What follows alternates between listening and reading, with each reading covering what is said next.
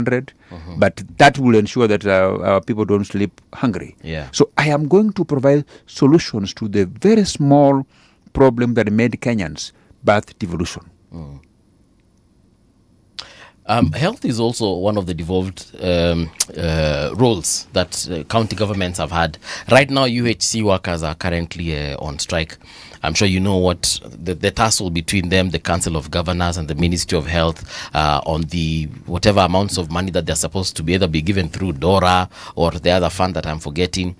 In your opinion, why do we have this stalemate? Number one is that we have a small problem within the health sector that doesn't require monetary investments. Which is? Number one is time taken for treatment to commence when a patient arrives at the facility.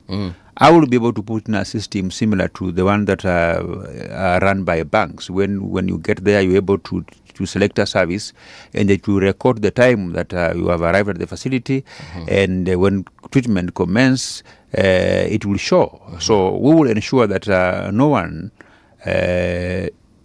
gets beyond the 10 minutes before treatment commences. Okay. Some of the things which allude to the fact that we have delay in the commencing of treatment is people say that lack of medicine. Where you tell a patient that there is no medicine, and therefore you move around in one or two chemists to buy medicine. When I'm governor of Bungoma, the business of looking for medicine will no longer be that of a patient, but that will be the doctor who is in charge of that facility. Once you know that the particular type of medicine not available, you can make a call to another facility or go and have arrangements on where you'll get it. But it will no longer be the business of the patient to look for medicine. That's number one. Number two, when the doctors are attending to victims of RTA, road traffic accidents, we are supposed to have to take an X-ray picture or a CT scan for them to ascertain the extent of the injury before they begin treating the patient. Okay. And at times when you get to a facility that doesn't have those equipments, you are told that now you have to come back with an X-ray picture. So the owner of the patient will put him on a motorbike, try to go to a private facility somewhere for an X-ray before they come for treatment to commence. When I'm governor of Bungoma, once a patient is checked into the hospital and the doctor discovers that this is a victim of an RTA and he requires an X-ray, that doctor will put that patient in an ambulance, take them to a place where they know they will have a picture taken, bring back the patient, and continue to treat the patient. Number two, I have interrogated the budgets of Bungoma County for the last 5 financial years. The current financial year, we have money that were budgeted for what we call crop insurance, meaning that the crops for the farmers of Bungoma, if they don't do well, they are insured. I've also checked the amount of money that they are put in equipment insurance, building insurance. What I'm going to do as governor of Bungoma is to first carry out staff audit, because there are elements of ghost workers, including doctors who traveled, who are on study leave. They are not there, but they are on a county payroll.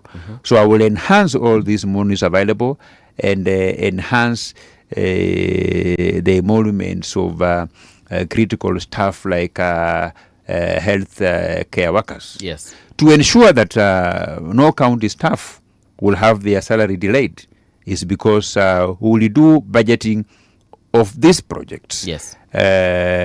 Without following any priority of who is the contractor. So that when we receive the exchequer, we can all agree that from 20th of every month, there is no payment of suppliers until we pay our salaries. The reason why many county workers' salaries delays is because of sectarian interest, where when they receive exchequer, say 20th of a particular month, there are those proxy companies that were awarded tenders, yes, that they are supposed to be paid so that they can remit their kickbacks. So when this money comes in, the first priority is payment of these contractors so that they can remit their kickbacks, to the beneficiaries, and that is what makes the salaries of workers delay. On the issue of pending bills, a lot of counties, I don't know if Bungoma is one of the counties that is plagued by this issue, but we have a lot of folks who've not been paid either from a previous regime, current regime, and if the people of Bungoma happen to bless you with that opportunity, what are you going to do with pending bills that come from the other counties, the other regimes, sorry? You know, the many people who suffer are those small suppliers and small contractors. Yes. Because when it comes to payment, a procurement officer will fast track payment of a contractor who is to be paid 20 million, so that he or she can receive a bribe of 2 or 3 million. But those ones who are owed little money like 1.2 million, 800,000, they are sidelined because a paymaster will want to pay 20 million, the big money for him to receive a fat kickback, and then the smaller ones will begin to suffer. So when I'm given this opportunity by the people of Bungoma, first is to interrogate those smaller contractors that have been suffering. We should be able to clear them, because they are the engine of the county. Yes, they are. They are the ones that the county can use to ensure that money is circulating in the pockets of the people of Bungoma, and we need not to impoverish them by failure to pay their amount of money. Yes. And sorry, carry on. Is it about I have found something about the school. Yeah, sure. Have you finished the UC? Yeah. Okay. Sorry, you spoke about the schools, and I remembered something, so I had to look it up to just verify it. There's a report here by Citizen, an audit report by the State Department for Public Works that exposed the risk sections of learners, schools in Kimilili are facing due to the shoddy workmanship during the construction of classes. It says that the report indicates that classroom in 10 out of 12 schools in Kimilili are structurally unsound. Are you aware of those were fake reports, that were being perpetuated by my competitors, and they didn't understand the nature of that report, which I want to gladly explain.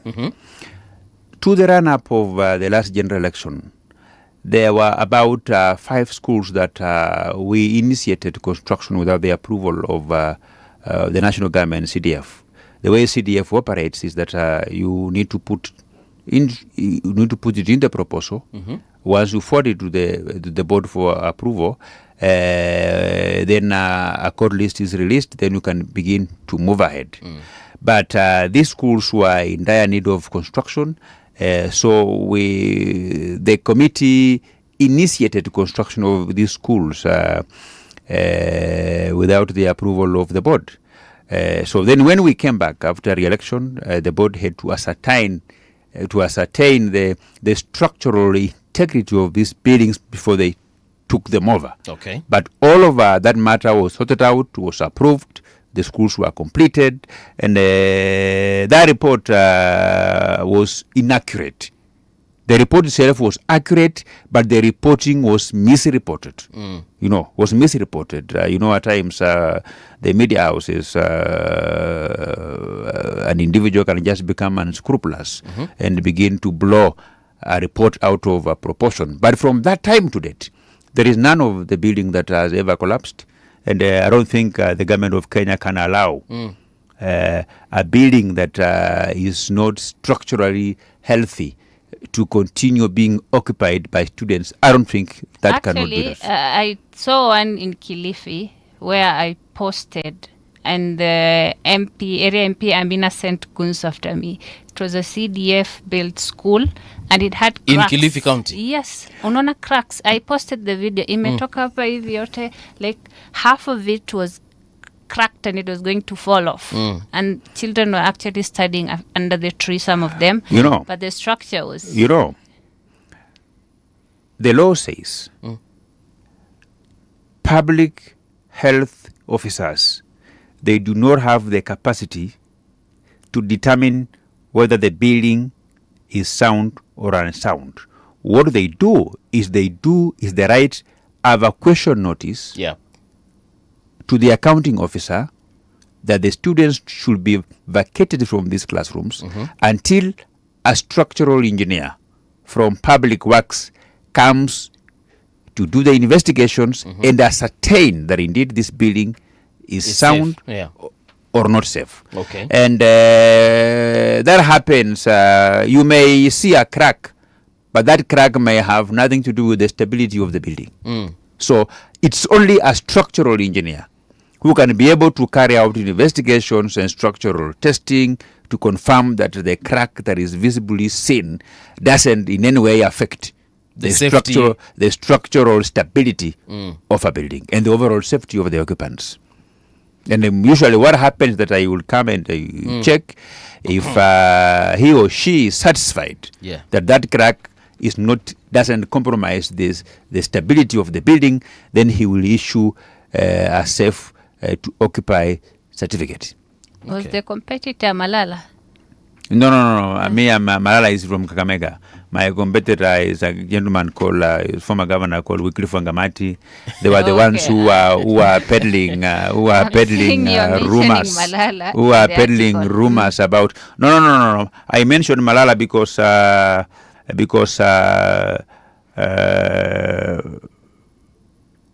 relative was my CDF account officer. She used to work for CDF Kimilili for the longest period of time, from the time when I was member of parliament to the time when this report was being made.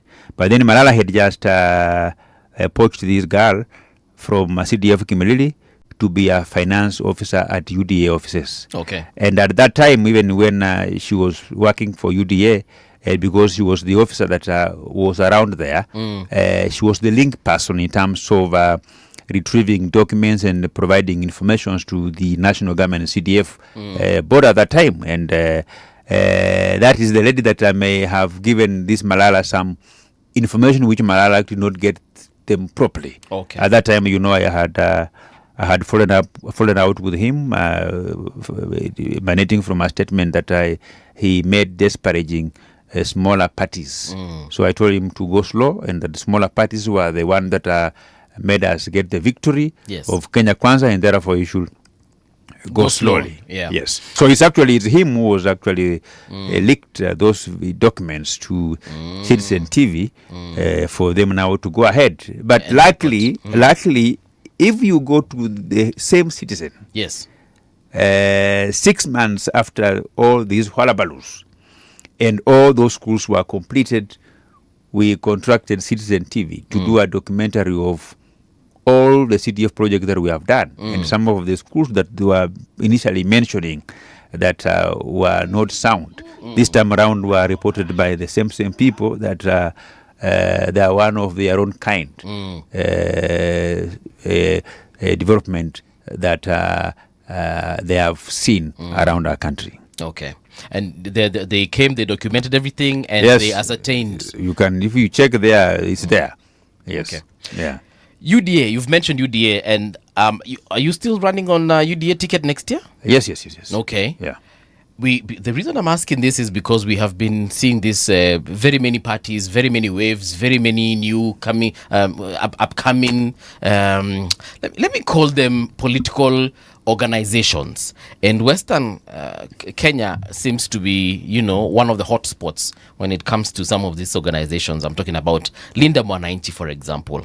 What do you feel about their activities, and especially in the Western region in the last couple of days? Number one, I want to bring to the attention of the country that I first won the Kimilili parliamentary seat on a party that was not popular. I went against the grain. I won on Jubilee, while the popular party there was Ford Kenya and NASA coalition at that time.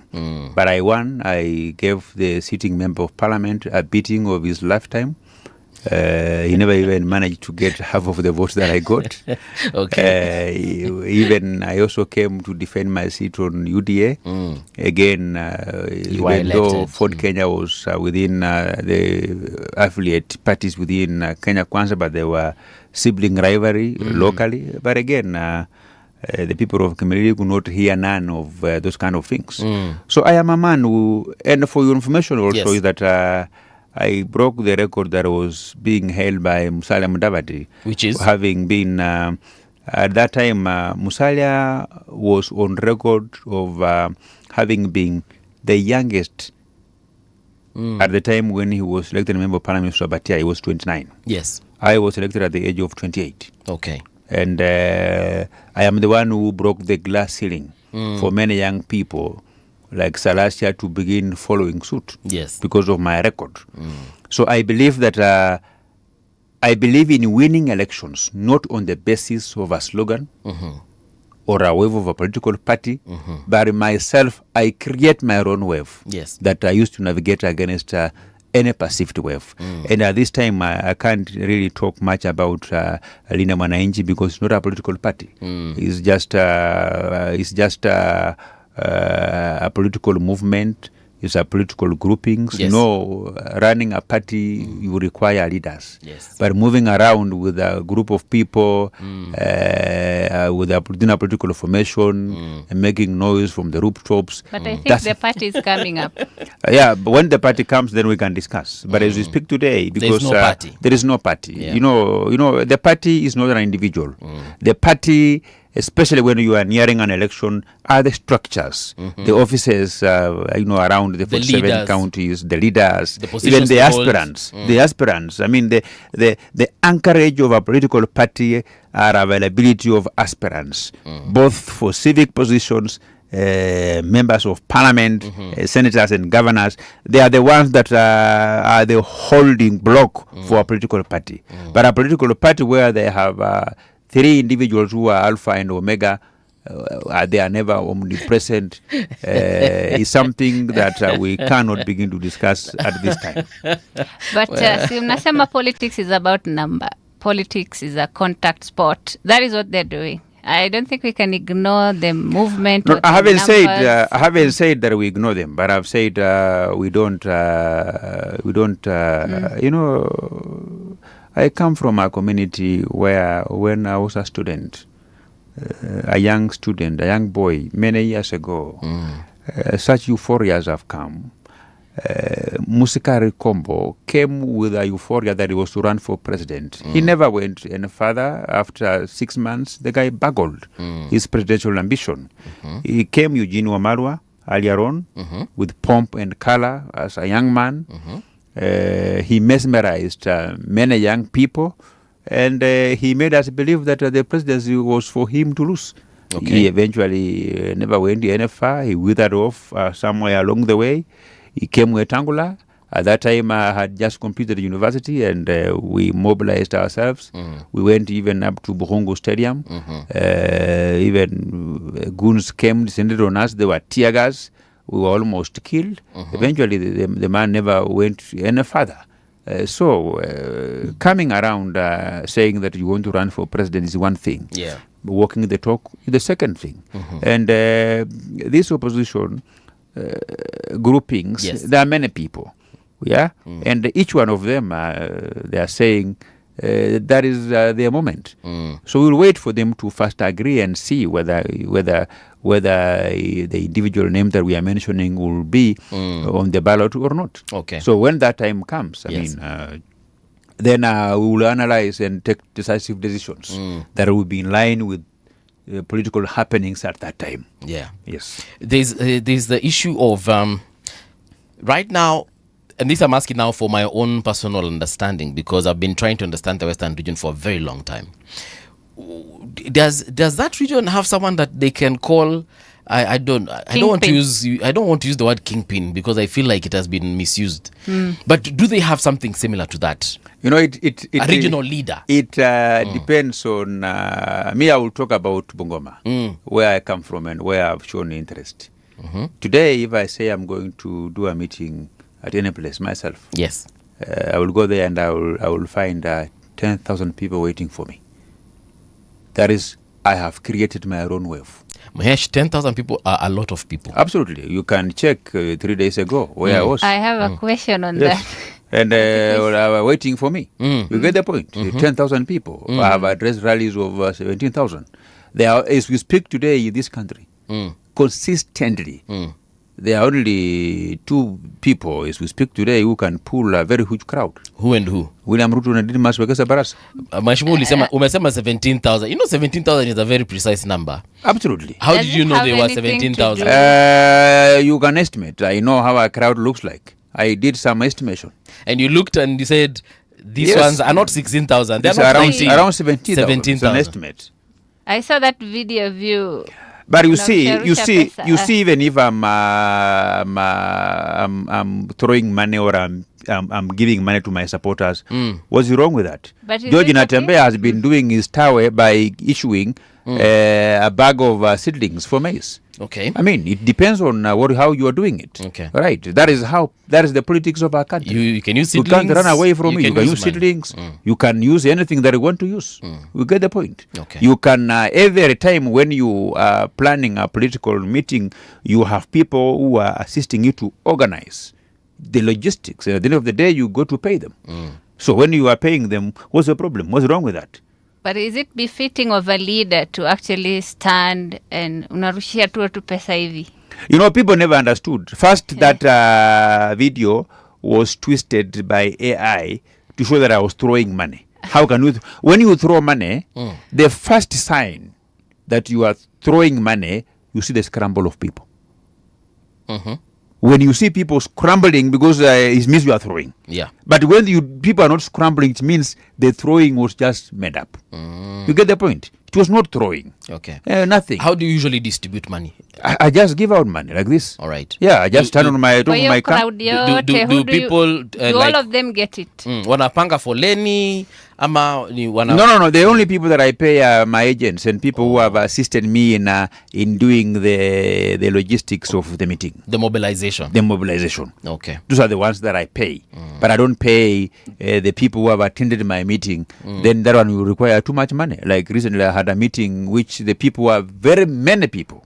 I mean, how you can manage even doing this kind of a thing. Yeah, 17,000 are a lot of people. So if you are looking for the kingpin of the Bukusu people, Yes. of Bungoma, then I am the kingpin of Bungoma.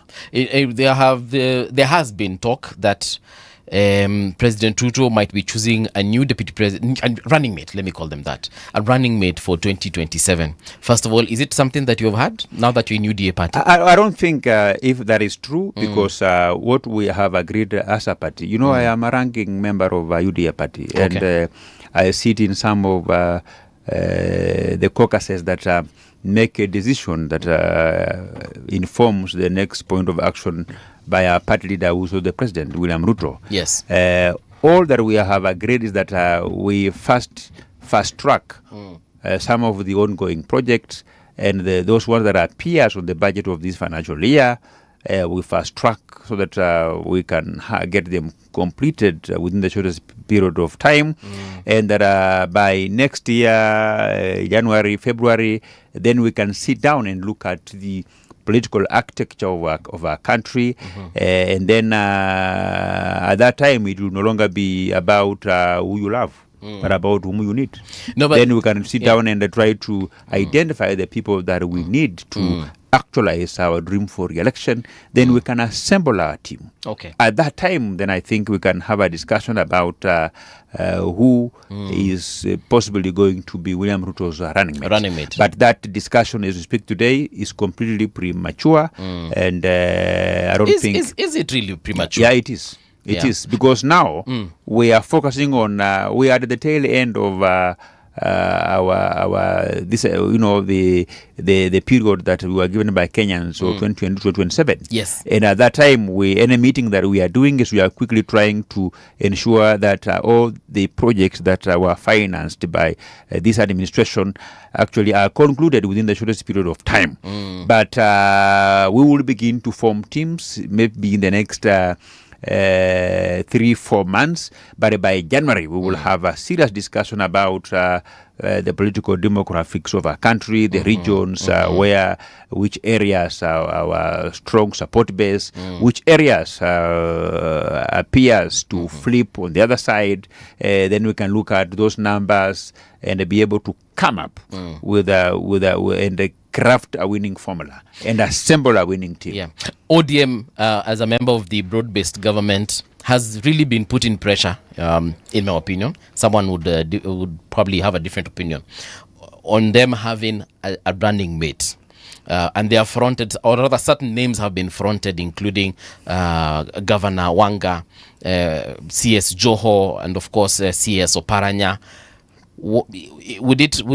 Are those actually names that UDA would consider if at all it came to that conversation? Or I've said that the names which we will consider is, we will use the same syllabus that we used when we were arriving at Rigathi Gachagua. We will look at the balancing of the country. Of course, it's you're very talking clear. about the numbers here. It's very clear, not about the numbers. Balancing the country in terms of representation, where the president comes from. If it is from this particular area, then it's only fair that the running mate comes from an area that is not in the neighborhood, so that you balance the country, right? And then we can also look at the opposition flag bearer. Where is that person coming from? And how do we use the position of the running mate to deny that opposition candidate numbers? Okay. That is how, those are things which you look at. So it's not something that we can make a decision now. Okay. It is something that we may even wait until that very last minute to know where our opposition are getting their running mate and who is their flag bearer before we make a decision. Just like Kenyans did in 2002 when Moi unleashed Uhuru Kenyatta, and the opposition by then NAC said we have to split the mountain. So we all went for they went Kibaki. for Mike Kibaki from the same area, and then they gave him Wamala Kijana as his running mate. In 2013, they did the same. Even in Azimio in 2022, they waited. We were also privy to what these people were saying, because they were waiting for us to hand the running mate to somebody from Mount Kenya East. Okay. And then they will have handed that same running mate position to either Sabina Chege from the main Kikuyu community, with the view of denying us an opportunity. But we were near 18. Yeah. We went for Rigathi Gachagua, not because he was the best, but we just felt that this is the one that we can take to the market and sell. That sounds as though what has been said after the impeachment of Rigiji, that alikuwa anatumiwa tu and he was to be dumped somewhere. No.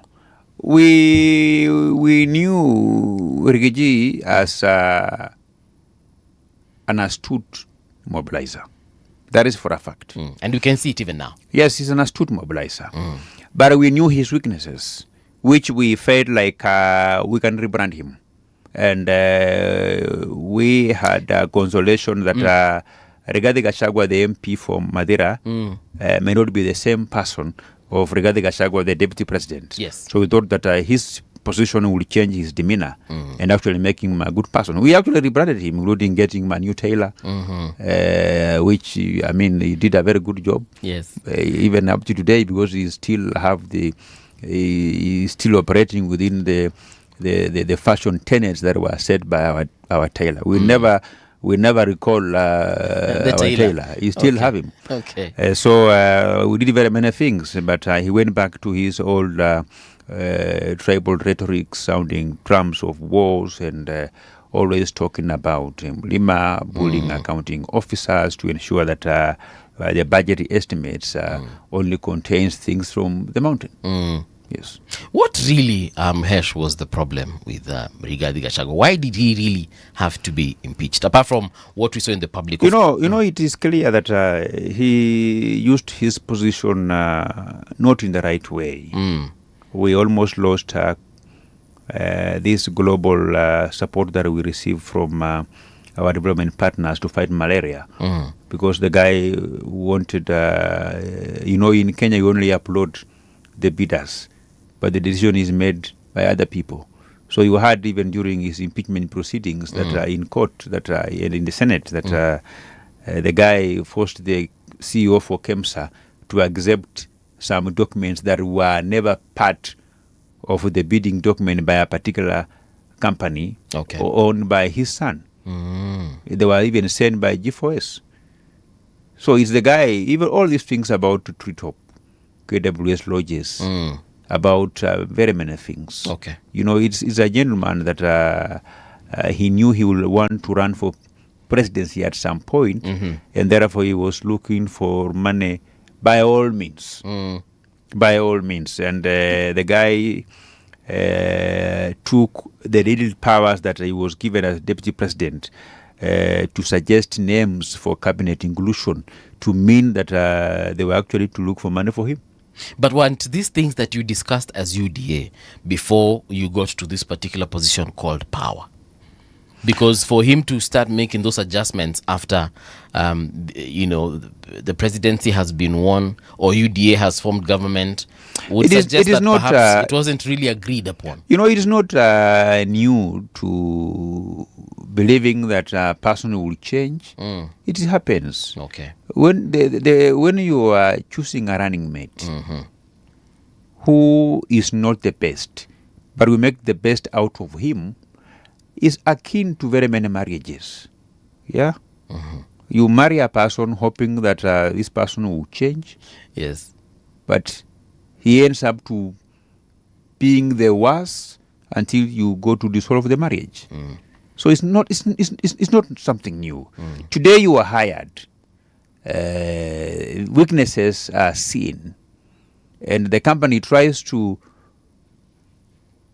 assist you by capacity building, by training, by workshop, by mentorship. But with time, if you don't change, then you ship out. Okay. Then you are dismissed. Okay. Do you Yes. now consider him or see him as a much bigger threat in terms of mobilizing and mountain votes? Yes, but of course, but you can still become president of Kenya.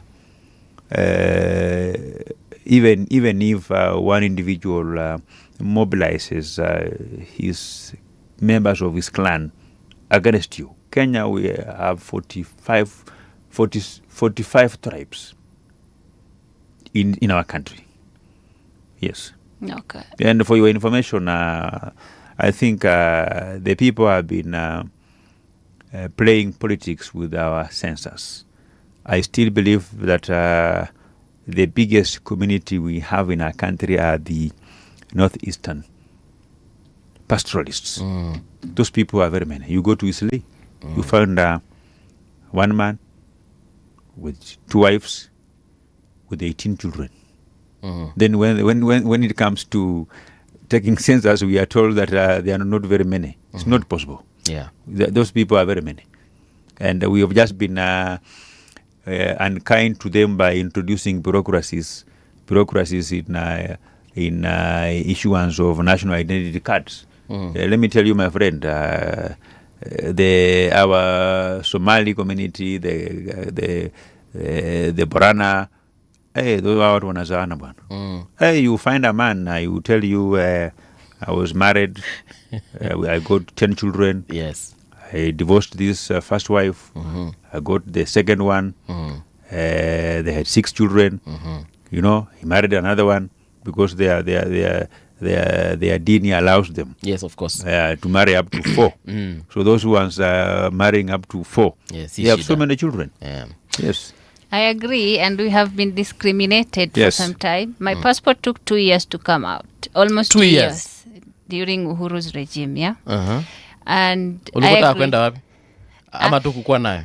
no, I had a place to be, by the way. Okay. Na sikuenda hata. I had to cancel it. But hii risk ya kupea sasa non-Kenyans ID that has been coming up, this concern. There is, I think that is a creation of the members of the opposition. Do you know we've made this a tradition of the opposition leaders in our country. Then when you are a member of the opposition party, your role is to look for mistakes from government. That your role is to blow mistakes out of proportion and blame the government. Isn't that part of oversight? Your aim is to create things that don't exist. You say things which they are not there. There is The media reported. There is no non-Kenyan that is being given ID, and even whatever the media was reporting, if you look at the date of issuance, was when Uhuru Kenyatta was president. And Matiang'i was Minister for Interior. This is for a fact. The names that were highlighted in the media, that they were not Kenyans and they were given IDs, that happened during the regime of Uhuru Kenyatta.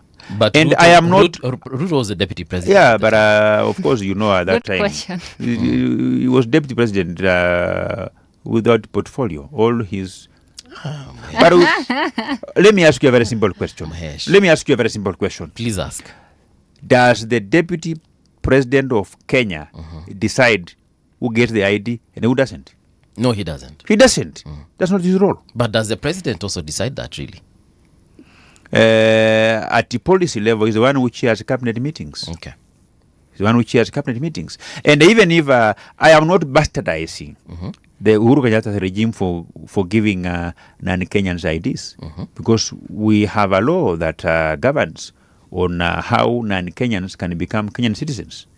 Those ones who are married here, following certain protocol, they can become Kenyans. There is you can be a Kenyan by birth or through naturalization, registration. We have Kenyans who are never born here, but they are Kenyans have been given Kenyan IDs and passports after meeting certain criteria. So we are only keen to see on TV that this guy had a passport of this country, but we are not interrogating the whole file that culminated into this person getting the ID. There's also an issue of duplicates, different IDs being produced under the same name. In Kenya, it is not a crime for a Kenyan to have a dual citizenship. You will only be barred from holding a public office if you have dual citizenship. We have very many Kenyans, including from Bungoma, from the county where I come from. I have Sabauts who have both Kenyan IDs and Ugandan IDs, you know. But such things only comes to public scrutiny if you are being vetted for a position, a public office. But there are very many Kenyans who have, even in Northeastern, we have a thin line between Kenyan Somalis and Somalian Somalis. I think you've seen the ministers from Somalia who were sent away by the Kenyan government for having the Kenyan passport, and one of them actually surrendered. Was it the deputy prime minister? Surrendered his passport, Kenyan passport. They were sent away. Anyway, whether it was there or not there is a matter that calls for an audit. Of course, you know, no government is immune of those monkey-pinky business. Yep. Every government will have those kind of an officer who may receive money and issue a passport to an individual who is not Kenyan, because of our democracy. We have given the responsibilities to the person of the level of register of persons, yes, to make a decision in terms of whether an individual meets criteria to be given an ID or a passport or not. And he or she makes those decisions on behalf of government, on behalf of the president, on behalf of all Kenyan.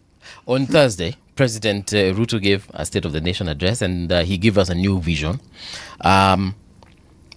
If I'm sure you've seen this conversation, people are saying that perhaps instead of giving us a new vision, he should have given us an audit of what UDA, Kenya Kwanza, broad-based government, has done since their inception.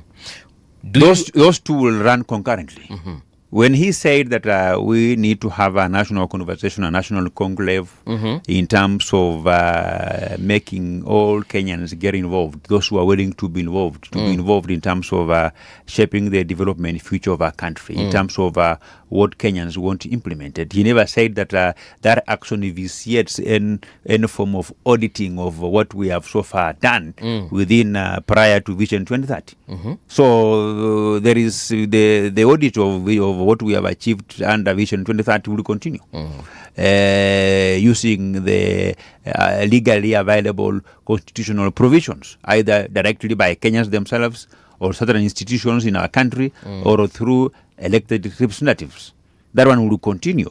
But he has simply said that going forward into the future, what we are going to plan for up to 2060, we need to have a national conclave where communities will come, religious leaders will come and say that from our area, this is what we have always wanted to be done. And we believe that if it's done, it's going to change the economic well-being of our area forever. And that is going to be included. I think that is a good thing. And I'm now asking you to probably give us an overview of the audit of what Kenya Kwanza has achieved for the last 4 years, because we have a lot of questions as far as health is concerned. I can give you examples of how SHA has failed members of my family and even friends on matters to do with matters to do with education, matters to do with agriculture. In your own personal and honest opinion. In agriculture, the most fundamental achievement of William Ruto's administration is to, number one, we have subsidized fertilizer. A bag of fertilizer was retailing at 7,200. It was subsidized to 2,500. Okay.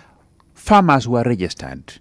And during short period of rains and long period of rains, farmers will be sent a voucher, a message to go and pick their fertilizer from NCPB.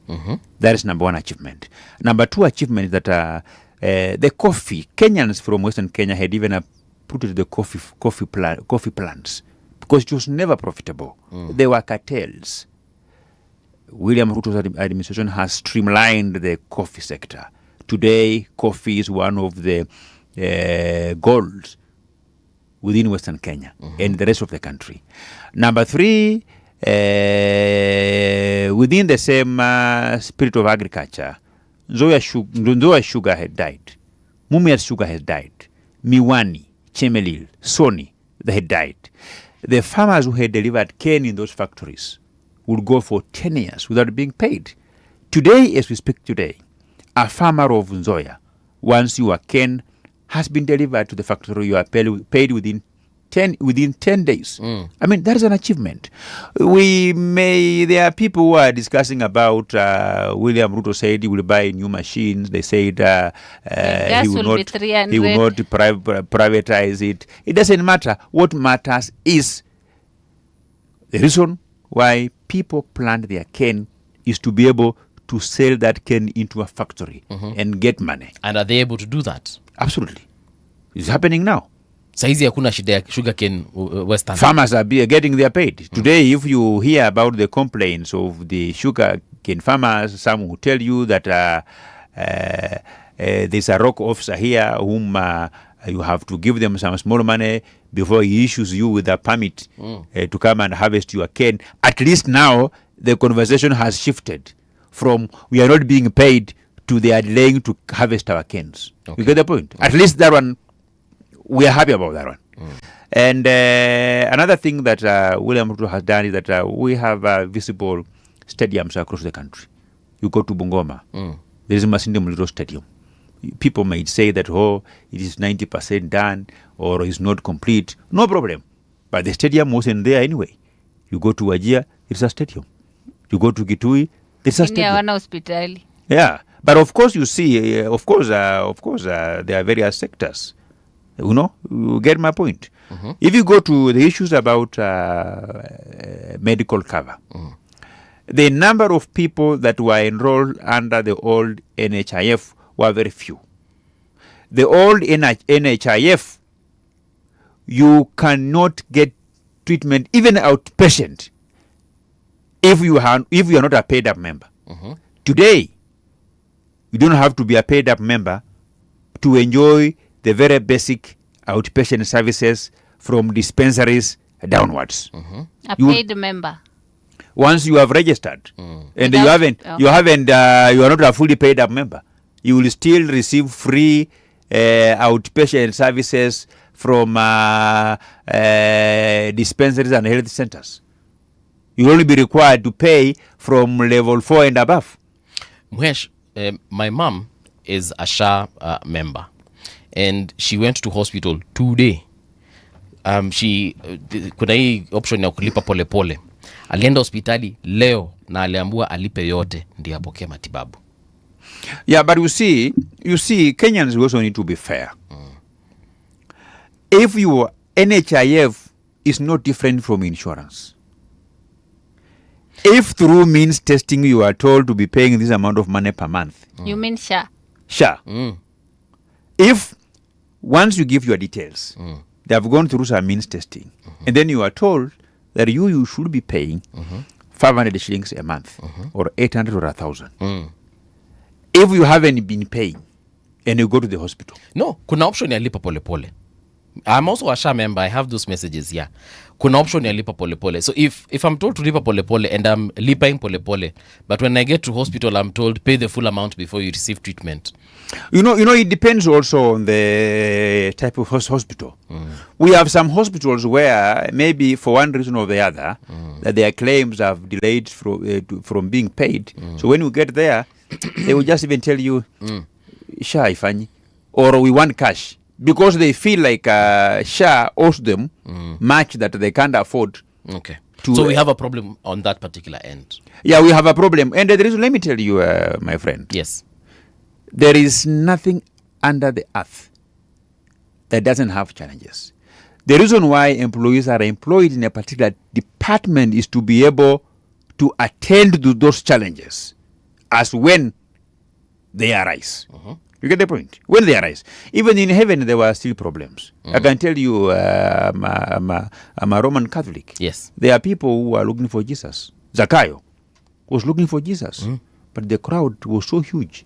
The brokers were many that could not allow Zakayo to reach Jesus. Well, what did Zakayo do? He went up a tree. He went up the tree and Jesus saw him. There's another episode in the Bible where people had their sick. They had one of their own who was sick.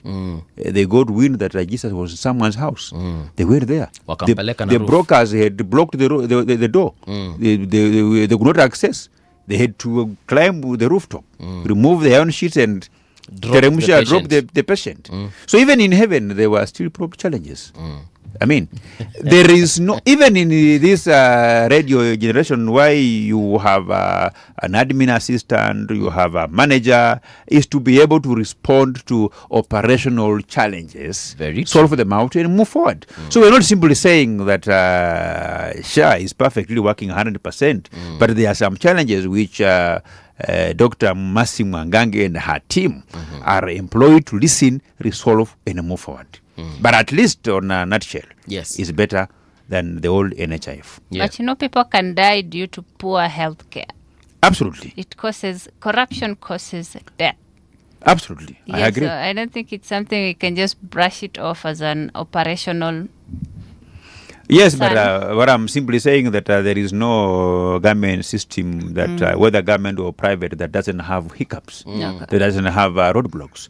And the reason why people are employed is because they exist to solve those challenges. But I'm happy that the Manzi Mwangangi's team at SHA, they are really recording customer complaints, all those operational challenges, and they're using them as a tool for continuous improvement in improving their standard operating procedures to ensure that now SHA serves Kenyans seamlessly. I am very sure that it will get better by day, and that in the next couple of months, couple of years, I mean, they will be able to realign, to be seamless. Yeah. There's a question here by the Coding Chronicles, and Asema, I'm from Western Kenya and a sugarcane farmer as well. The only functioning sugar factories are run by the Rai family. You know, is that our problem? I wouldn't know. It's not our problem. As we don't care, of course, they say that Rai lists in Zoya Sugar, he's running Naitiri, he's running Kabras. Do we really care? All we care is that is he able to buy the cane from farmers and pay them on time? Okay. Is he able to pay the farmers, the employees who are going for 1 year, 6 months, without being paid? Are the people that he has employed receiving their salary at the end of the month in line with their contract? If that question is yes, it's okay. We don't care who, whether it's a Rai or Hanifa or Didmus or whoever, as long as the people who are delivering their cane are paid, the suppliers are paid, and the workers are paid their money. But just 4 days ago, sugarcane farmer threatened to uproot their crops farmers, and they're accusing the government of failing to protect the sector. Cane risks rotting in farms due to limited market access. This was 4 days ago. You know, we must accept that Nzoia sugar was not operational for a long period of time. And when Rai took over Nzoia sugar, they had also to spend some 1 year upgrading the machines. And we can now therefore say, and the milling, this plant has a milling capacity. So meaning that it will take a few months for the backlog before we get back to, because many canes now are matured. There was no market, you know. Now we have more cane being supplied that are beyond the milling capacity of Nzoia. That is why you only harvest what you are able to crush. So it's something which with the time will lessen, and we will just get back to normal. Yes. You likened your political rise to that of Sifuna, and you said that at one point the politicians in the region, the old guards in the region, were sort of suppressing that particular rise. Maybe you can explain a little bit further what you meant by that. When I joined politics in 2017, and so was Sifuna, when he was looking for a ticket to run for the Kandui parliamentary seat, Ford Kenya did not cede to our demands. We all went to look for Ford Kenya ticket at that time. Of course, we were looked upon as people who are not ripe for leadership, who are still young, inexperienced, and they preferred Suleiman Murunga from my constituency. And then in Kandui, the person who was preferred was Athanas Wafula wa Mnyinyi. Then we said, now our local parties will not give us an opportunity.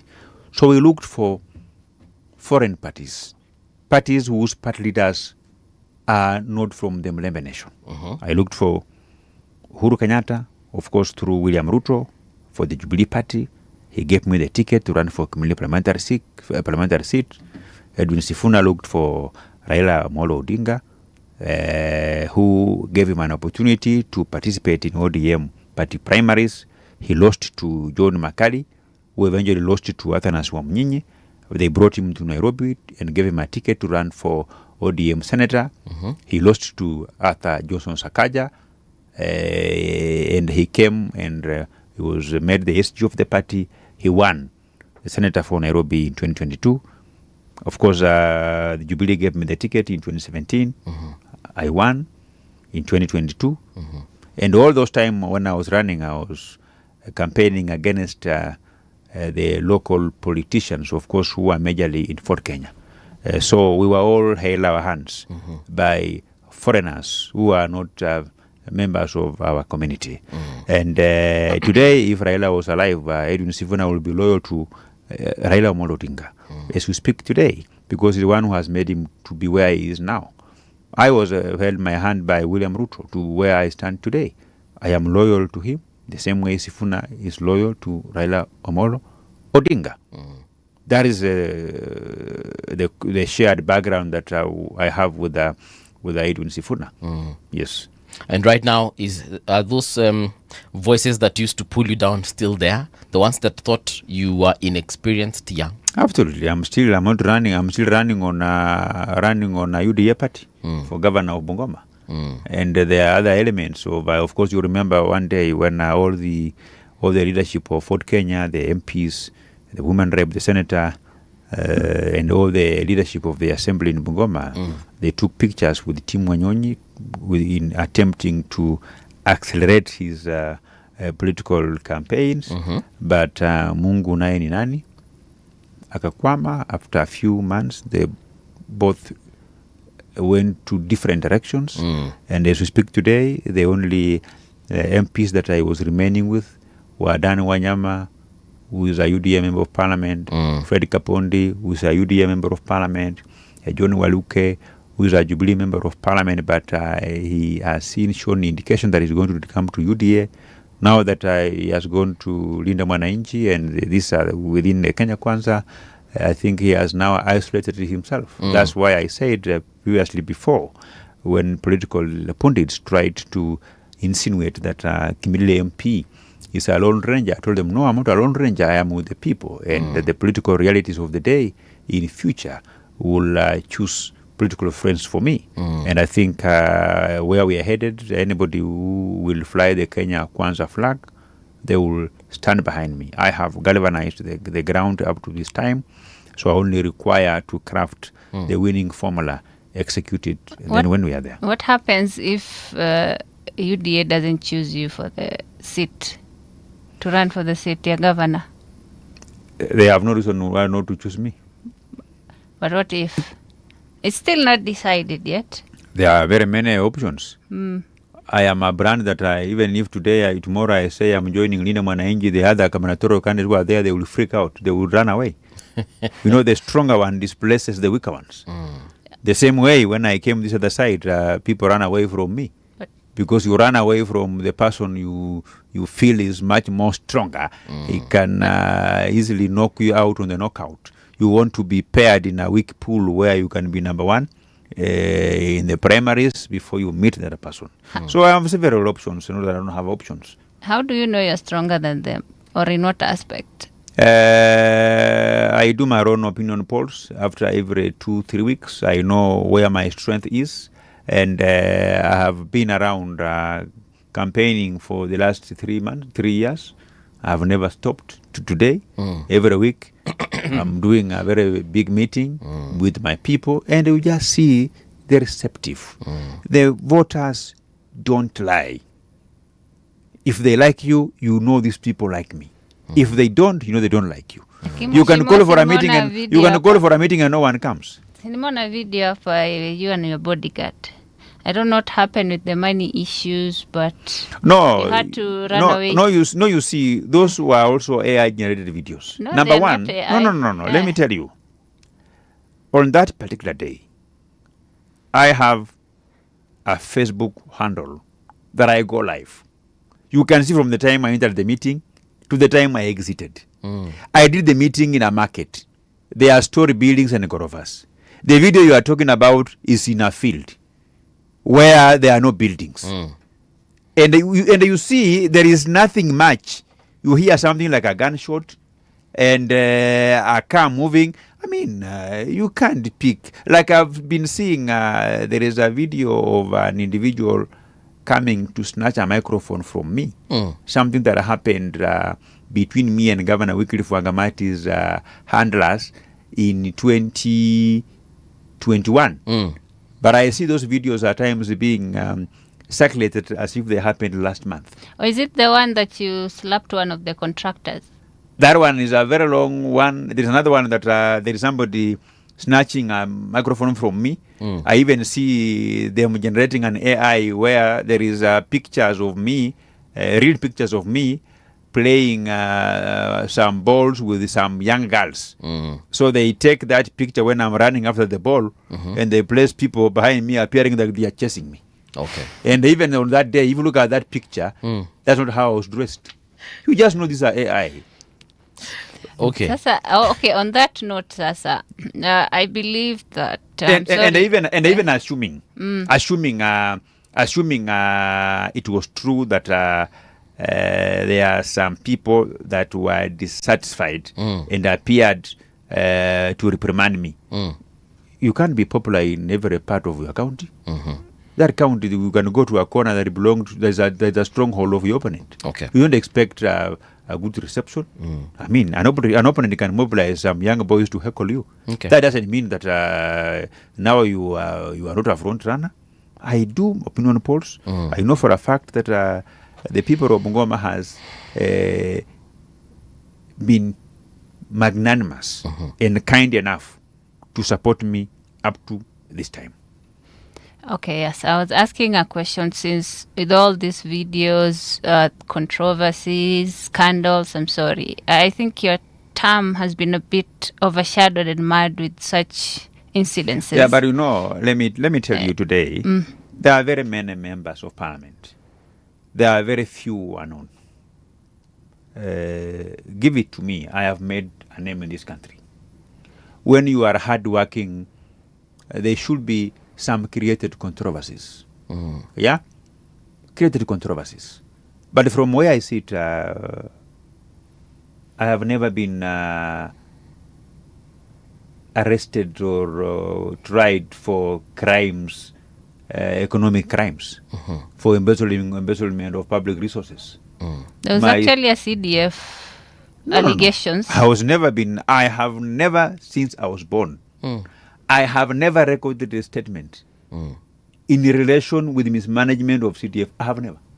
In my life. And your allegations? Forget about, let me tell you.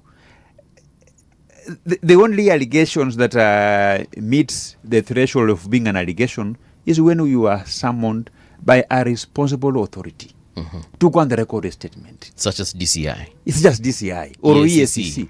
But something which an opponent says there that these allegations, those are neither here nor there. I was planning Show me anywhere where Didmus is appearing in court for economic crimes or where Didmus is entering ESCC to record a statement. Show me. Okay. I'm sorry to bring this up. Lakini ile murder charges, do you think it left a stain there is nothing on your career? There is nothing. There is no stain. From that time... DCI hadi walieka a wanted post, I think. From that time, those were allegations which were proved otherwise by the court of law. I went into full hearing of the court of law. They were thrown out. They were dismissed. That gentleman, I don't know him. They were dismissed. The deceased person. Yes. So that's something that the court dismissed. Obado was found guilty. I was never put on my defense. There was no iota of evidence linking me. Why were you even pointed as a suspect to begin was with? Looking for that is a question that's the question that DCI should answer. They were just targeting you. That's a question that DCI should answer. Because even me, I went to court waiting for them to point out what is my involvement in the matter that was before court. Nothing happened. Nothing came out. That's why from that time I declared that I want to run for governor of Bungoma, and my people have never had a problem. To show you that I'm popular, I am the only politician in Bungoma that has landing rights anywhere in the county, whether Linda Mwananchi is there or not. I can go into a highly charged political funeral. I can march there. And if they mismanage me and I leave, people will follow me. You get the point? It means I'm accepted everywhere. I can go and run a parallel meeting, And you will have people. And I will have people, they will come. I have supporters. They will come. 17,000, you said. I represent the present, tomorrow, and the future. You are currently sponsoring a bill on matatu fares. Sijui kama unapandanga matatu Mhesh. Yes. Why do you seek to regulate fares? We don't live in isolation. Globally, Fiji, French, Germany, they regulate the fares that travelers pay when they're using public transport. In Tanzania, they regulate. It's only in Kenya where the prices are dictated by changing weather patterns. You can get into a matatu that I had a board of 300 from Nairobi to Nyeri. Yeah? But by the time when the matatu is leaving, the board was removed, another one for 600 was affixed. You will be told that fare ni 600, unasema, but I saw the board 300. Then unashukishiwa somewhere there, not to the destination. Yeah. So you must control.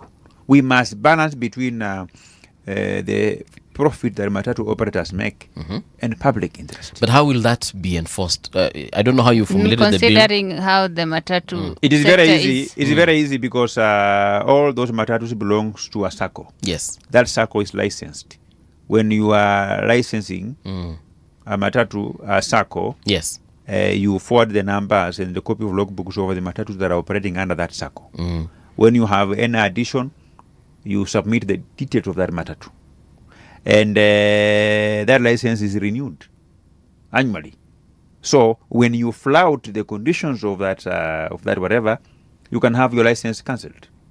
So when you regulate, then it will, when you apply for a route and a route is granted, you also attach the cost of moving of passenger from point A to point B and point C. So when you flout, the people that you are carrying can complain to NTSA. Then when NTSA will investigate, then they can suspend or cancel your license. That is how you license. The same way EPRA is licensing the cost of petroleum products. Yes. The same way NTSA should regulate. But anyway, that is my idea, which I have brought before Kenyans through their elected representatives. And I think on Wednesday I'll be called upon to reply. And then I will make my final remarks. Yes. And then the House will take a decision, either by voting yes or voting no. And that is how Parliament operates. I believe as a member of Parliament, my role is to propose legislations that will remove public problems. Yeah. Not about that one. I have another bill that is coming up for second reading next week on Wednesday on...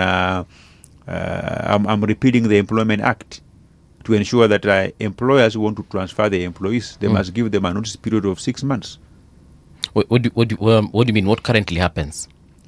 What is happening currently that if you are a police officer in a particular police station and you just receive a signal that you've been transferred from Makongeni police station to Wajir. Yeah. And you report tomorrow. The decision of transferring are vested to the supervisor or the manager. Some make sexual advances, and when they are declined, they want to punish employees by unilaterally transferring them to other people, to other places. That my bill seeks to correct those errors. Okay. And ensure that transfers are merited, they are qualified, and there is a reason why someone is transferred from one area to the other, unless if it's an emergency. And they have to be given 6 months notice. 6 months notice, so that you settle your family. If you have your children who are in grade 1 or grade 2 in a particular school, yes, you're not going to transfer them at the middle of the term. You need time to plan them. Very true. The judiciary, the High Court, and the Court of Appeal, they have a regulation where judges that are to be transferred are given the same notice period for them to plan. Okay. We want to anchor it into law. Speaking of schools, I think it was a month ago or 2 months ago, you asked the Teachers Service Commission to treat JSS teachers better, give them autonomy. Why did you seek to intervene in this particular issue? We made a mistake by when, of course, you know, the CBC was changed to CPE. Yes, it was. Because it was not clear on where the JSS will be domiciled. Some thought it will be in secondary schools. Others thought it will be in primary schools. Others thought it will stand alone. So we made a mistake when we called them junior secondary school. But then later on the government detracted and called them comprehensive schools. But then what has gone ahead. And we have a challenge of these JSS are graduates, but they are in the primary school. The headmaster and the rest of the students, of the teachers, maybe a number of them are not graduates. Maybe they are P1. And then we have these elements of I have a degree.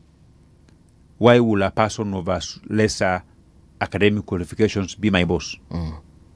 We have these elements of a person of less academic qualifications being the boss by virtue of experience, but that person feels like these young lads who have just completed universities, they are behaving as if they want to undermine me.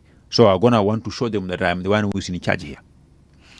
There is capitation for JSS that comes through the HOI, who is in charge of the whole school, from grade 1 to grade 8. Yes. So this HOI is like a polygamous father with the 2 wives. When he receives money for the second wife, the man spends all the money on all the 2 wives equally. Yes. So you have the money that the government sends for JSS, But because the Hoi is also in charge of all, he uses this money for activities in the whole school, living areas of concern for JSS unattended to. So there is need for the government to designate an accounting officer from JSS section. Okay. So that the money is sent to JSS account, and that anybody else who has got nothing to do with JSS Yes. should not be able to operate, to have any authority over this amount of money. Number two, these young people, teachers are complaining. And when they are engaged in complaints during staff room, the Hoi will earmark them for transfer. So he's transferring them arbitrarily. And you see, transferring them is very simple. Just get some small money to the account director for education, TSC account director. A letter is written. They are transferred from this station to the another station. Yeah. So that's why I'm saying that we have a problem that we need to manage it. Okay. We need to manage it. We need to have a conversation whether we can begin to transit slowly by saying, let us give them financial autonomy. Where you are administratively under the Hoi, but you have the financial independence.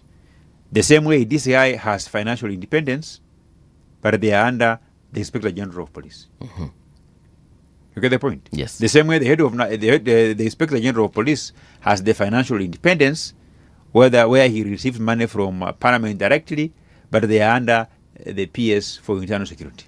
Okay. Get the point? That is something which we need to sort it out.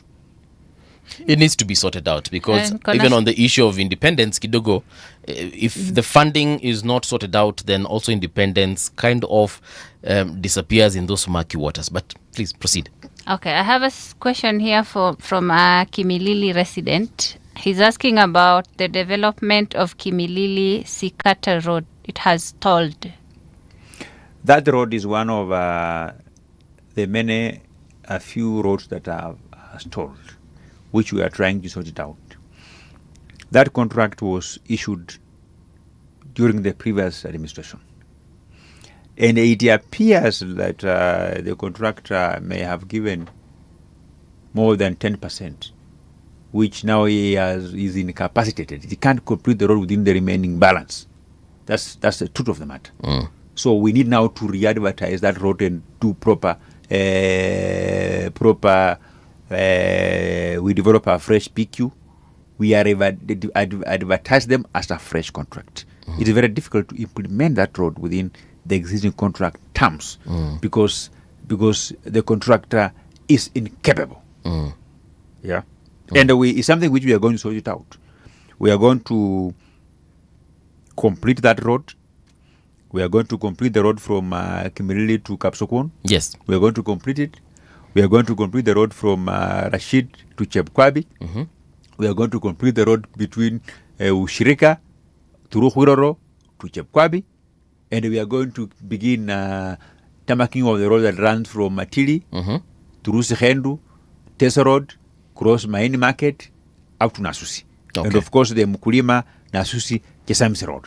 That one I can give that my voter an assurance because I am the vice chair of the roads committee and I have put enough money in the budget of this year. There's something I've been wanting to... Oh, sorry. So, Malaysia. Oh, sorry. I'm seeing here that the delay is also caused by the accusations of substandard workmanship and contractor abandonment. The contractor abandonment is as a result of what I've said, that the money that are remaining... And the substandard workmanship? The workmanship is not true because that can only be ascertained by a resident engineer or a qualified engineer, not just an individual saying the work is substandard. There is no correlation between substandard work and stoppage of work. There is no correlation. Okay. Yes. I've been meaning to understand your feelings on the issue of zoning. It's now becoming more or less a conversation across a lot of the political parties. You having come from an area where you said that you took an unpopular route and you still got to the position that you are in right now. What are your thoughts on zoning? Should parties go the zoning way, or should they just let this be 150% democratic? It depends on situations, and parties need to do an opinion poll, understand the popularity of the coalition candidates, and look at the possibility of splitting the vote so that the opposition can win. Yeah. So that conversation need to be held prior to making a decision on whether to go through nomination or not nomination. But Tisa, I believe in the best candidate winning. I don't believe in zoning. Yeah. Yes. Goons, also a national conversation, and even the interior minister has been saying that they know the goons, but we are not seeing anybody being arrested, especially on these matters of goons. We're only seeing people in the streets who are protesting perhaps, or even just having demonstrations demanding for a better life being arrested, but mtu mwenye anachapana na anauana hatuoni akishikwa. I think we need to define who is a goon. Who is a goon? We need to define who is a goon. Okay, help us define To me, this a person. goon is an individual, whether young or old, who engages in electoral violence, beating supporters of their opponents or the person that he or she doesn't subscribe to their political ideology. That is a goon. And that's a criminal. They should be arrested. The only people, Muhesh, again, I'm saying that we are seeing arrested are the actual protesters.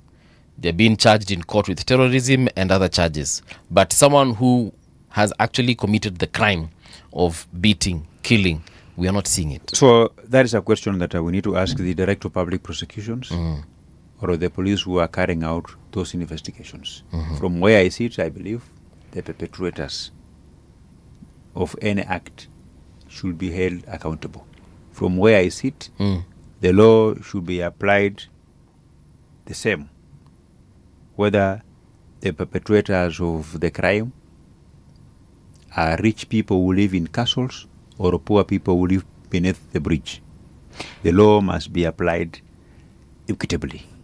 Sorry, correct me if I'm wrong, but there's a video of you saying that every politician has a goon and they're not bad people. I never said goon. I said define a goon. A goon is an individual who causes violence, who meets violence to supporters of his opponents or supporters of the people that doesn't support. Those are criminals. But if I have people whom are like my aides, crowd managers, who are supposed to secure me when I'm entering a political crowd, bouncers, who are peaceful, who are not engaging in violence, they are not goons. And there is no politician who doesn't have such kind of people. Most of them are volunteers of supporters. You know, they will create the way for you. They will try to direct the vehicles.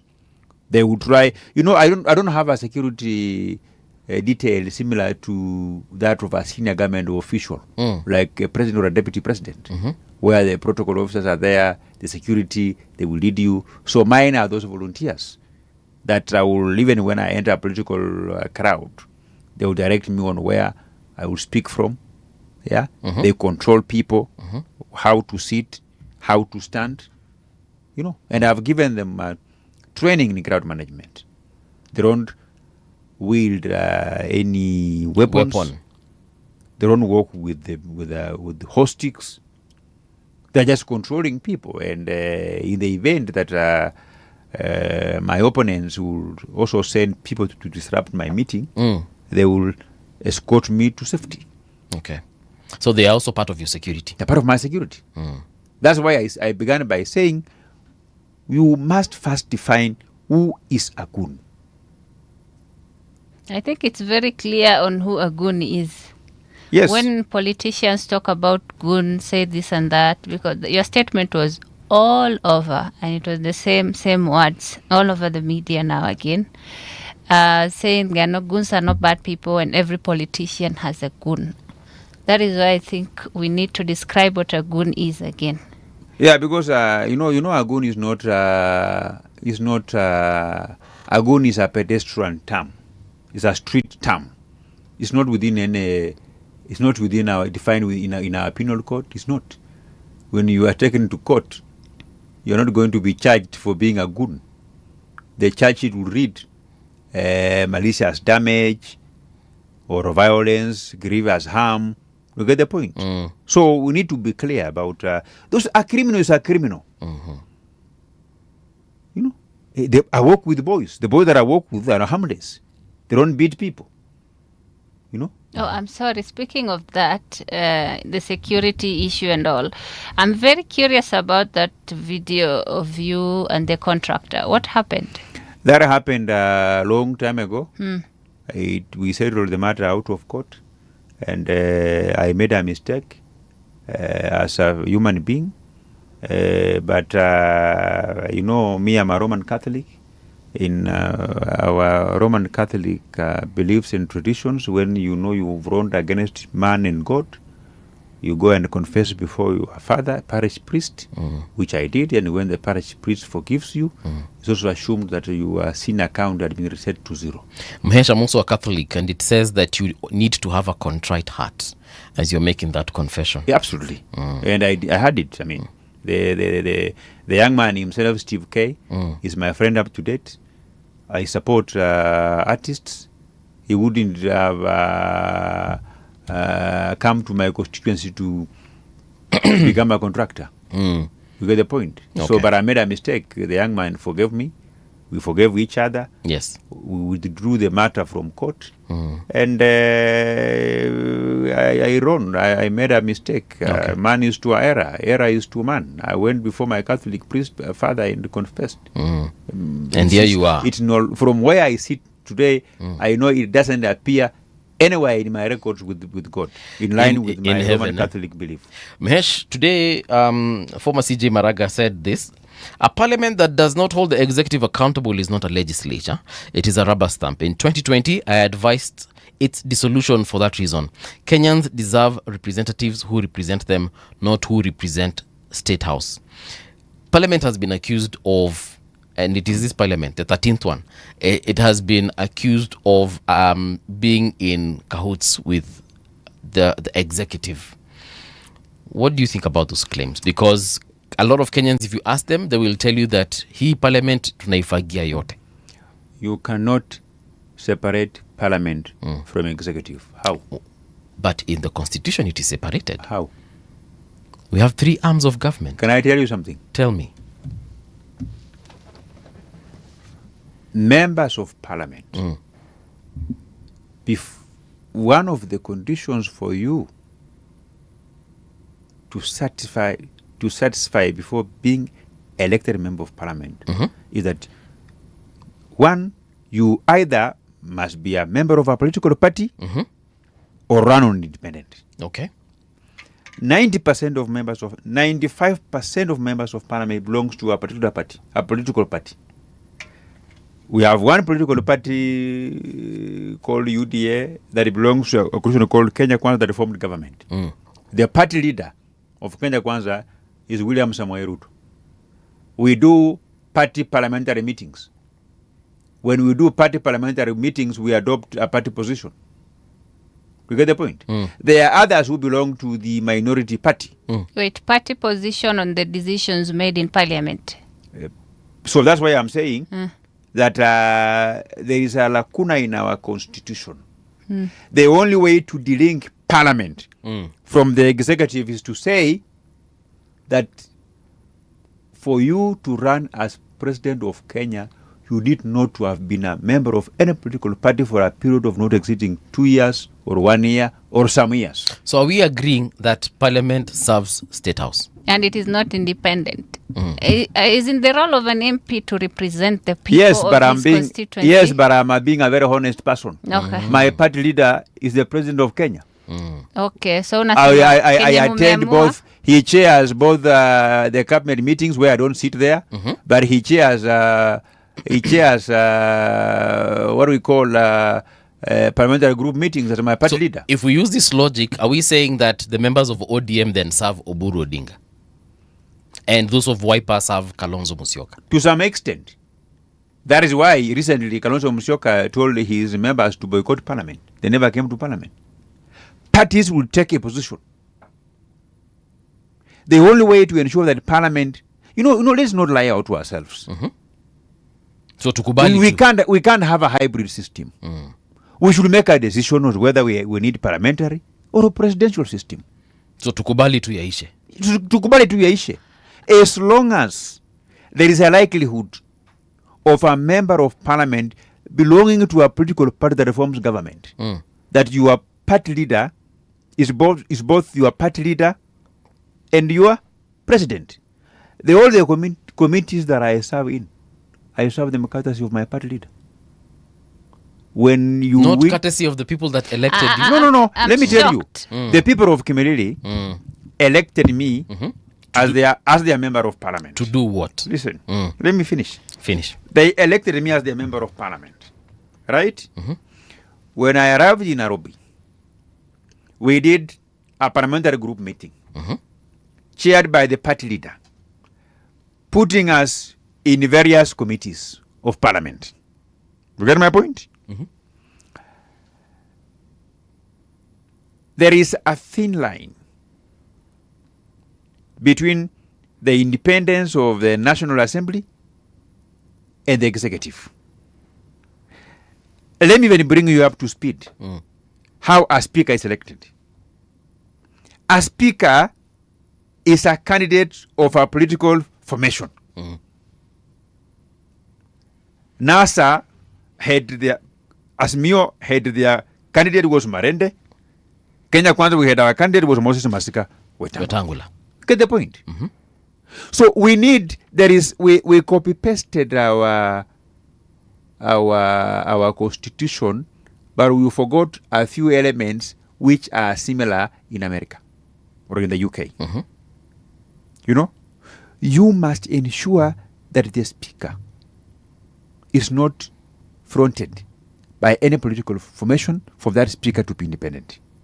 Number two, we must find a way of ensuring that the head of state should not be a member of any political party, so that he has no powers in terms of who serves in which committee, who should be developed from this committee.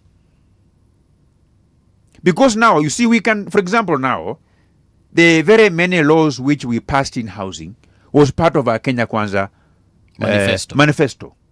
So how can I now come in parliament and say, I'm not going to support this bill, yet it was our manifesto which we sold to Kenyans? You get the point? Sorry, let me get this straight. Unasema when your people say go left, they go left. Mnaenda right because of your party leader and your party formation. About what now? Of their concerns, kama ile finance bill ukiambiwa, if your people na wako wengi wanasema. No. You see, you people, members of the fourth estate, at times you don't get the point. The finance bill, to say that you passed the finance bill is not correct.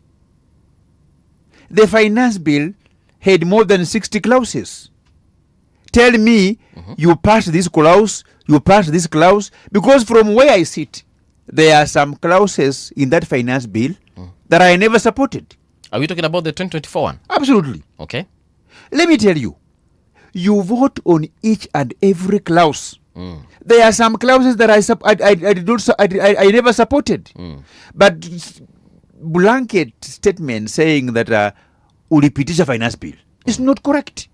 The finance bill never had one clause. The clauses were more than 60. More than 60 clauses. And you vote on each and every clause. There are some people abstain, others people vote against. That is why if you download the Hansard report, you will see that all these clauses, they were never passed with the same number of votes, or they were never opposed with the same number of votes. You get the point? So for you to put me to task in terms of finance bill, you must have that was a general figure. But you can't. That's why I'm telling you, so Hanifa. did you go against your party? I guess what Hanifa is party asking, leader. perhaps if I've understood, is if the people of Kimilili that elected you to the National Assembly tell you, please, he Sharia Fulani, forget even the finance bill, Sharia I will Fulani. go by what they will tell me. But you And, just and said what that if your the party- president says, because it is part of our manifesto, this one as UDA, hii lazima tupitishe. What I will do is that I will listen to what the head of state is telling me that to petition, and then I will ask my people genuinely what are the concerns. Okay. Then once I get their concerns, I will come up with amendments, either to delete a section from that bill that my people are not happy with, or to include a rider or something which my people now will then agree with it. Aye. Like, for example, they can say this VAT, the way it's being proposed, it is too high. Reduce it. So me, I'll come with amendments on my floor to reduce it. Then when my amendments are defeated, the bill, the clause will appear to have sailed through. But somehow I will have made an attempt from my people to include their concerns in that particular bill. Okay, Mwesh, we have about a minute. I have a question in regards to something that IBC chairperson, that is Barasa, Ethicon, said today. I would like to state clearly that IEBC cannot hold elections in a toxic environment. IEBC cannot hold elections in an environment that's full of incitement, division, violence, chaos, and anarchy. This is not the first time IEBC has made insinuation that elections can either be stopped or postponed, because even in the Ol Kalou case, they had said something similar. I agree with the IEBC. Like today, the MP from Ukraine has been arrested. Yes, he has. He made some statements in his local dialect, meaning that during elections, those who will vote for Ruto, we will come for you. We will pull you even if you will be hiding under the bed. Meaning that they will target supporters of President William Ruto, beat them up, maim them, kill them, or displace them. He didn't say that. He just No, said, but you see, when you say we will come no, for you. let me say that one I can no, agree. but you see, yes. But you see, when your statement gives room for people to guess what you meant, that I am just saying what I want to say. Because if you say that we are marking you, we will come for you, even if you are hiding under the bed, we will pull you out. But he said, as who? He For also, what? he also said that we shall boycott your events if it is Rora shows. Forget about that one, my friend. Weddings, Let me tell you, burials. I come from an area where the members of the community where John Gagusha comes from, there are very many. You get the point? And let me tell you, we don't want to drive our country to a level where you say, unafanya hivi mutu yetu, mutaona. You get the point? Unafanya hivi mutu yetu, tutafanya pia sisi mutu, we'll even retaliate. Okay. We don't want to go that route. Just to be clear, I'm not in agreement with what he said. Also to UDA pia, they've been doing that. Hata leo. You know, by the way, let me tell you, Hanifa, your political faction doesn't justify any wrong. A criminal is a criminal. It doesn't matter your political faction. If you make a statement that is inflammatory, you should be arrested. Insightful statements, you should be arrested. Okay. We live in a country where Kenyans are free to buy land or begin business anywhere. Anywhere. We don't want to go to the route of post-election violence of 2008 to 2007. But my question in regards to IBC and them, insinuating that elections can be postponed, or I don't know what they meant, but they said we cannot hold elections in that environment. Okay, Is it easier for IBC to work with DCI and EACC and any other relevant enforcement agency to just say, look, Mbuvi is one causing chaos, let's deal with Mbuvi? IEBC is not the think tank of DCI. DCI are guided by their prosecution Bible, which is that's why I said the penal code. Penal code. Yeah. Interpreting that statement, it can mean, number one, they are saying we risk postponing elections if there is violence. Number two is simply saying there will be no credible elections if there is violence because of voter apathy, and the IBC staffs, maybe their life will when their life is in danger, then they will not report to their stations. He simply, he can even that same can even also mean he was warning politicians against engaging in violence. You get the point? So because you can interpret it in different ways, unless when now we get him and then we ask him to clarify in verbatim what he actually meant. Yeah, because if Mbuvi is the one causing chaos, she can Mbuvi. Kama ni Hanifa, deal na Hanifa. Let's not threaten an entire electoral process that Kenyans have been waiting with bated. Yeah, but you remember during the 2017 repeat elections, where Baba boycotted participation in the elections, and he was mobilizing his people not to go to vote. Goons were mobilized to threaten people who are going to vote because they wanted now to create a scenario where Kenya could hardly raise 1 million people participating in the election. When you only have 1 million people turning up to vote in a presidential elections, then that election is not credible. Whoever wins will not be legitimate. You get the point? Because it will appear that those statements are being made from central Kenya, which forms a good percentage of the Kenyan population, Kenyan registered voters, could be around 17% or 20%. You get the point? And all those areas must be given a free and fair chance for the people to go to the polling station to exercise their democratic right of choosing the leader that they want. So that statement that he made, he may have meant that to mean that these threats are widespread, are not just from a small corner, but they are widespread. They are being said in Meru, they are being said in Nyeri, they are being said in Nakuru, being said in Nyandarua, being said in Olkalau.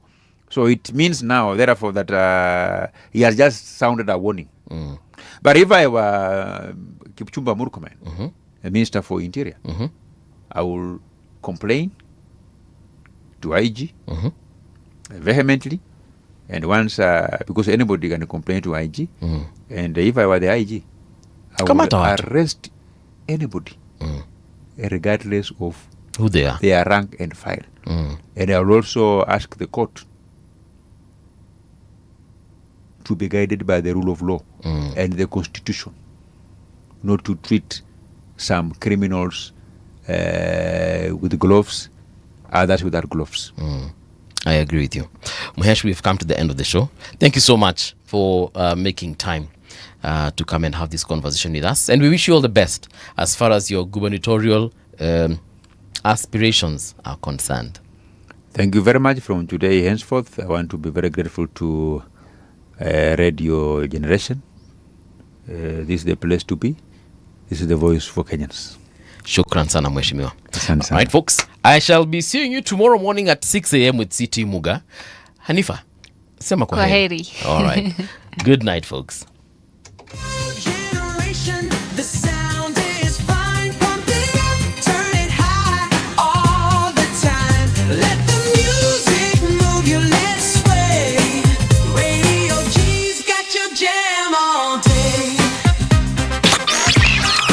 Radio Generation, the home of urban soul.